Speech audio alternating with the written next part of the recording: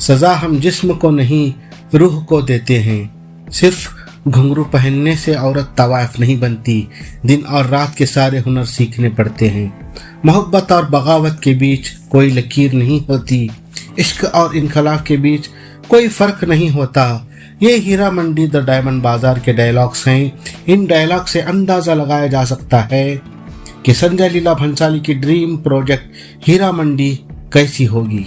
नमस्कार दोस्तों, शानदार स्टार कास्ट, खूबसूरत सेट, भारी लेकिन दमदार डायलॉग से भरी हीरा मंडी नेटफ्लिक्स पर रिलीज हो चुकी है और आज के इस वीडियो में हम इसी पर चर्चा करेंगे और इसका रिव्यू करेंगे।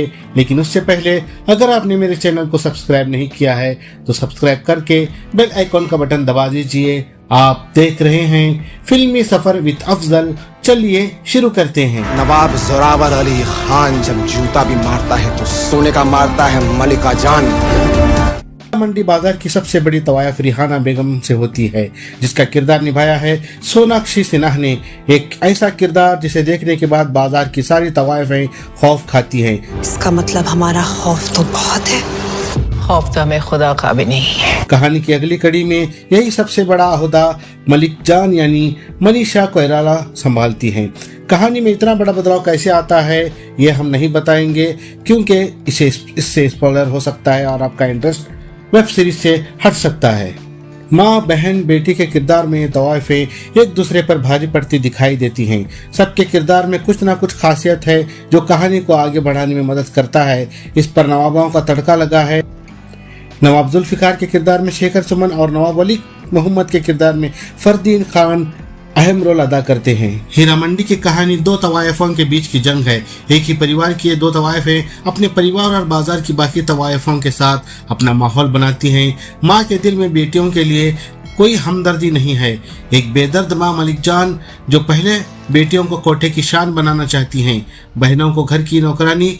कुछ एक सीन में मलिक जान के इस किरदार से नफरत होने लगती है, लेकिन यही हीरा मंडी की खासियत है। नफरत भी है लेकिन वफादारी उससे ज्यादा है। इसी वफादारी की वजह से मलिक जान की दी हुई जिल्लत वाली जिंदगी भी अच्छी लगने लगती है।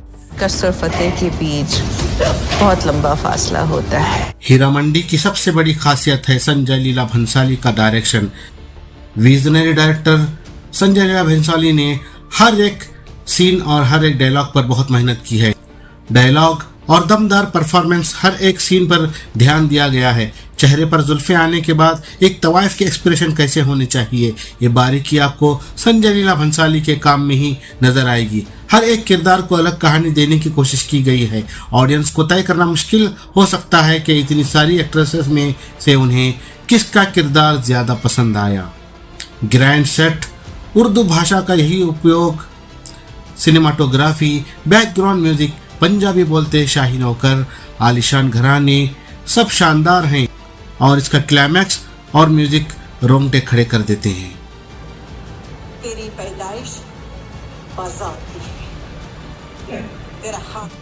परफॉर्मेंस की बात करें तो सोनाक्षी सिन्हा इस सीरीज की अहम कड़ी हैं, जिनके किरदार में एक अलग तरह का सस्पेंस रखा गया है और इस किरदार के बारे में ज्यादा कुछ कहना स्पॉइलर होगा। मलिक जान मनीषा कोइराला का क्या किरदार एपिसोड के साथ बदलता जाता है। शुरू के एपिसोड्स में उनसे भी नफरत आगे दया और प्यार में बदल जाती है। ऋचा चड्ढा अपने छोटे रोल में छा जाती हैं। उन्हें ऐसे किरदारों में ज्यादा देखने की उम्मीद बढ़ जाती है। शर्मीन सहगल का किरदार कुछ जगह पर बोझल लगता है। उनके जबरदस्ती एक्सप्रेशन पसंद नहीं आते। इस सीरीज में जो एक्ट्रेस अपनी परफॉर्मेंस से हैरान और खुश करती हैं वो है संजीदा शेख, जिन्होंने निभाया है वहीदा का किरदार, जो दुश्मनी के साथ साथ अपनी वफादारी भी निभाती हैं। संजीता अपने हर सीन और हर डायलॉग में कमाल करती हैं। आदि तराव हैदरी तवाइफ की आज़ादी की जंग लड़ती हैं। बाकी सब नवाब भी बने नजर आते हैं, जिनमें फरदीन खान, शेखर सुमन, अध्ययन सुमन और ताहा शाह हैं। बतौर प्रोड्यूसर और डायरेक्टर संजय लीला भंसाली ने हिंदी सिनेमा को